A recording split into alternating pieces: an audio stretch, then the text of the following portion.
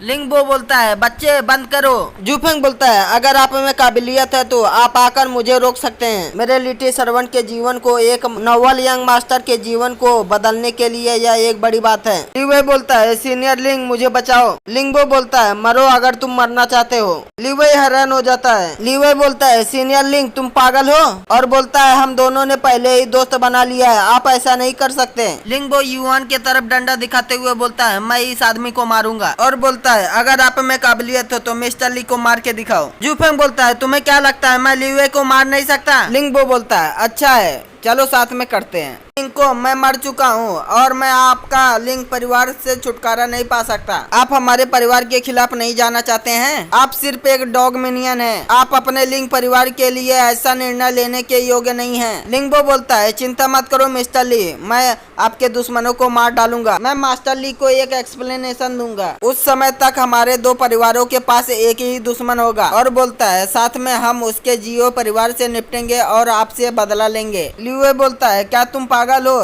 तुम बुरे आदमी हो, मैं अभी मरा नहीं हूँ। लिंगबो बोलता है युआन से तुम हिलो मत नहीं तो मर जाओगे। जूफेंग बोलता है रुको, यदि आप उसे मारने की हिम्मत करते हैं तो मैं लिवे को मार दूंगा। लिंगबो हमला करता है। यह देखकर दोनों हैरान हो जाते हैं। एक एनर्जी सेलेक्ट से लिंगबो दीवार से जाके टकराता है। जूफेंग बोलता है ग्रैंड मास्टर बोलते हैं जूफेंग अपने पैरों को हटा लो। जूफेंग बोलता है हाँ। जूफेंग लिवे के ऊपर से पैर हटाता है। सेकंड मिस बोलती है जूफेंग मेरे द्वारा मंगाए गए बचाव समय में चले गए। जूफेंग बोलता है बस समय में, लेकिन यह अफसोस की बात है कि लिवे को कोई नुकसान नहीं हुआ। लिवे रोते हुए बोलता है मास्टर जियो आपको मेरे लिए निर्णय लेना होगा। जूफेंग मुझे मारना चाहता था। ग्रैंड मास्टर बोलते हैं सही में? और बोलते हैं ऐसा लगता है कि मिस्टर ली डर गए हैं। लिवे हैरान होते हुए बोलता है क्या? ग्रैंड मास्टर बोलते हैं लिंगबो कुछ जूनियर्स के खिलाफ 90 लेवल की ताकत का उपयोग करते हुए क्या आपको शर्म नहीं लगता? लिंगबो हंसते हुए बोलता है मास्टर जियो ने सही कहा, क्या तुमने भी मुझे मारने के लिए अपने 10वें लेवल की पावर का उपयोग नहीं किया? ग्रैंड मास्टर बोलते हैं तुमने यह कहा है तो आज मैं तुम्हें मारूंगा, और बोलते हैं लिंगोई को बताए कि शहर का पुश्तैनी घर कौन सा है। लिंगोई हंसते हुए बोलता है मास्टर जियो का एक बड़ा स्वर है, और बोलता है मैं देखना चाहता हूँ कि आप लिंगबो को कैसे मारने जा रहे हैं। ग्रैंड मास्टर बोलते हैं लिंगबो आप लोग हार मान रहे हैं, इतने लंबे समय तक आपको नहीं देखा, मुझे लगा कि आप मर गए हैं। लिंगोई बोलता है जनरल जियो ने नहीं मारा तो मैं मरने के लिए कैसे तैयार हो सकता था, और बोलता है वेल जनरल जियो ने लिंगबो को मारने जा रहा है, फिर इसे स्वयं करे।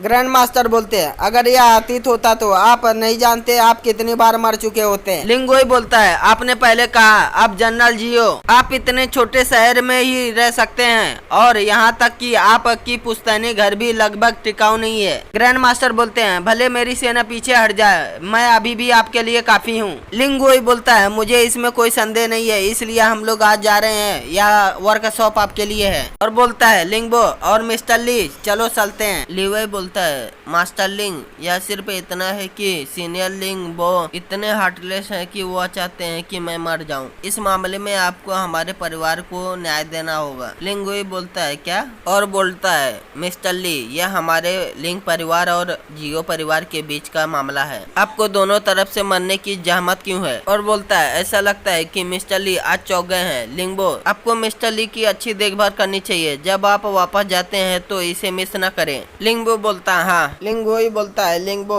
भविष्य में जियो परिवार के साथ संघर्ष न करें, और बोलता है जब मैं स्पिरिचुअल रियलम में पहुंच जाऊंगा उसके बाद जियो परिवार को 10 गुना चुकाना होगा। लिंगबो बोलता है मास्टर आप स्पिरिचुअल रियलम में पहुंचने वाले हैं? लिंगोई बोलता है मैं ऑलमोस्ट पहुंच चुका हूं। स्पिरिचुअल रियलम में पहुंचने के बाद जियो रोंग एक चींटी के बराबर है। जियो परिवार को नष्ट करने में कोई समस्या नहीं है। आधे महीने बाद टी हाउस को दिखाया जाता है। जूफेंग खिड़की खोलते हुए बोलता है लिंग परिवार के साथ आखिरी लड़ाई के बाद शहर में और शांति हो गई है। अंकल ये बोलते हैं जूफेंग आपको धन्यवाद, मैं इतनी जल्दी ठीक हो गया। जूफेंग बोलता है लगभग ऐसा ही हो गया जैसे अंकल ए माँ को कुछ उपचार देना है, और बोलता है लेकिन अंकल ए सबसे पहले जिस बल ने मुझे आपके शरीर का विरोध किया ऐसा लगता है कि वह ताकत नहीं है, यह एक बहुत भयानक शक्ति है, मुझे नहीं पता यह क्या है। अंकल ये बोलते हैं आप नहीं जानते? जूफेंग बोलता है आप यह भी जानते हैं कि मैं केवल एक नौकर हूँ एक छोटी दृष्टि है। अंकल ये बोलते हैं, जब मुझे आपकी पहचान का पता चला तो मैं चौंक गया था,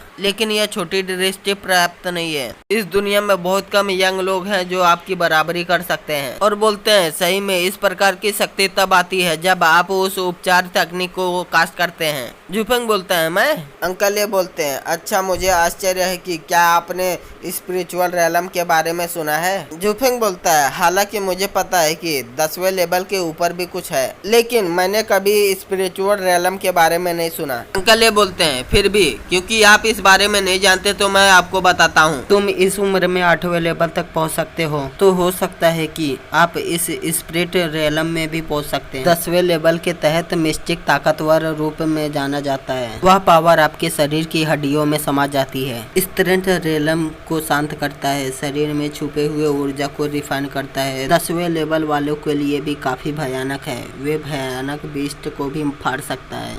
लेकिन जूफेंग बोलता है, लेकिन क्या? अंकल ये बोलते हैं, एक व्यक्ति की ताकत 10वें लेवल तक पहुंच जाती है तो वह इसका मतलब है कि उसकी अपनी ताकत चरम पर पहुंच गई है। अब और ऊर्जा निकलना असंभव है। इस तरह वह केवल बाहरी दुनिया की शक्ति पर भरोसा कर सकता है। दुनिया में सबसे विशाल अटूट प्राकृतिक स्वर्ग और पृथ्वी के बीच की शक्ति है। आप देखिए, इस शक्ति को हम ऑरा कहते हैं। आगे जाने में असमर्थ मिस्टिक ने स्वर्ग और पृथ्वी की ऑरा को एक ऊंचे स्तर पर अवशेषित करने की कोशिश की। यह स्तर स्पिरिट रैलम में प्रवेश कर रहा है। अब मैं स्पिरिट रैलम में प्रवेश करने जा रहा हूँ और मेरे शरीर में शक्ति का ऑरा है। जूफेंग बोलता है, स्पिरिट रैलम में प्रवेश करना यह 10वें लेवल के मिस्टिक से कैसे तुलना करता है? और सोचता है, जब मैं ताओजुआन जिंग का उपयोग कर रहा था तब मैंने जो ऊर्जा अवशेषित किया था वह ऑरा था। अंकल ये बोलते हैं, यह एक डिफरेंट वर्ल्ड है। 10वें लेवल के सैकड़ों लोग मास्टर को नहीं हिला सकते जो स्पिरिट रैलम में प्रवेश करता है। और बोलता है, क्या आप जानते हैं शहर में 1 लाख लोगों में से कितने लोग स्पिरिट रैलम में प्रवेश करते हैं? जूफेंग बोलता है, अंकल ये कृपया मुझे बताएं। अंकल ये बोलते हैं, 2 लोग से अधिक नहीं। दूसरे शब्दों में स्पिरिट रैलम में प्रवेश करना 1 लाख लोगों के सिटी मास्टर के बराबर है। जूफेंग बोलता है, इतना डरावना? अंकल ये बोलते हैं, मैं नहीं जानता कि कितने मास्टर दुनिया में 10वें लेवल में प्रवेश कर चुके हैं, लेकिन बहुत कम ऐसे लोग हैं जो स्पिरिट रैलम में प्रवेश कर सकते हैं। 10वें लेवल की बाधा के अलावा जो कर्स के लिए सबसे कठिन है, एक और कारण है। और बोलते हैं, हेवन थंडर। स्पिरिट रैलम में कदम रखने के लिए आपको स्वर्ग के थंडर का सामना करने की आवश्यकता है। यदि आप असफल हो जाएंगे तो आप मर जाएंगे। जूफेंग बोलता है, हेवन थंडर। और सोचता है, क्या यह मिथिकल हेवन ट्रिब्यूलेशन नहीं है? मुझे नहीं पता पिछले जीवन में कौन बेहतर था। अगर मैं फिर से हिट हो जाऊं तो क्या मैं वापस जा सकता हूँ? अंकल ये बोलते हैं, वह नेचुरल कल्टीवेशन के खिलाफ जा रही है। स्वर्ग और पृथ्वी की ऑरा को अवशेषित करना स्वर्ग और पृथ्वी की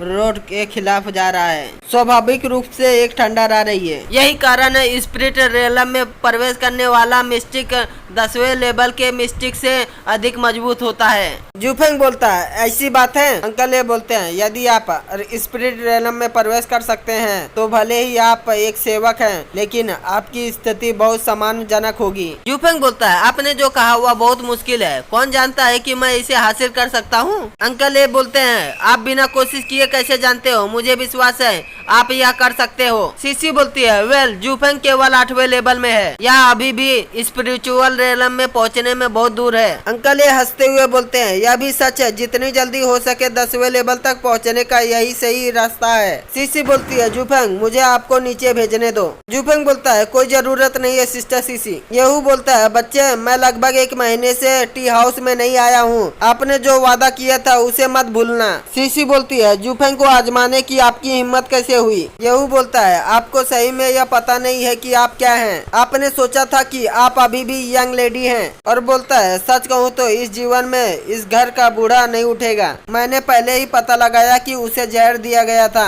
उसने सभी बड़े डॉक्टर को इकट्ठा किया, लेकिन अभी भी वह ठीक नहीं हो सका। यही कारण है कि मैंने इस छोटे भूत से शर्त लगाया था। यह आपको समझना है कि आपके पास कोई समर्थक नहीं है और कोई भी आपकी रक्षा नहीं कर सकता, क्योंकि उन सभी को मरना है। पीछे से आवाज आता है। यहू सुन के चौंक जाता है।